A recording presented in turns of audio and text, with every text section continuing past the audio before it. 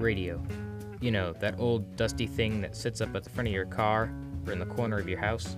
Most of us are too occupied with television, our iPods, or video games to really listen to it.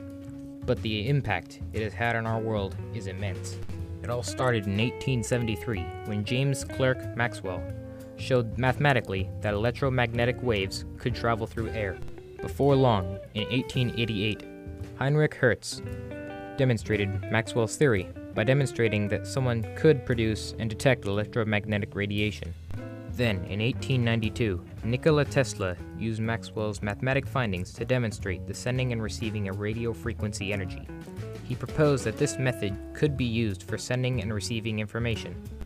But it was Guglielmo Marconi who built the first wireless transmitter in 1896, which was capable of sending signals up to 1.5 miles. He then proceeded to develop the world's first transatlantic radio communication service between Clifton, Ireland, and Newfoundland in 1901. The next evolution in radio technology was the invention of the spark gap transmitter. This device allowed for the production of the first commercially available radio sets. But the spark gap radios were plagued with problems, mainly electrical interference. These were greatly improved with the invention and production of crystal radio sets. The crystal sets were the first widely produced and widely used radio sets in America. These crystal sets were widely used in most American homes by the 1920s. It was the American family's connection to the rest of the country. This was fantastic, but there was still a problem that needed to be fixed.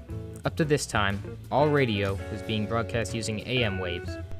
AM stands for amplitude modulation, but the problem was that AM radio is medium range and is prone to be blocked by urban structures.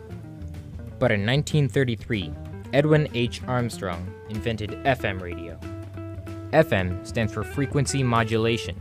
This type of broadcasting method uses a wavelength that is less prone to static and blockage. It also has a longer range. With the invention of FM, radio only needed one more evolution to become what you know today. That last advancement was the transistor radio. The transistor radio had particular advantages over the old crystal sets. The transistor sets were much cheaper than the crystal ones, used less power, had a smaller size, and had a very long lifespan.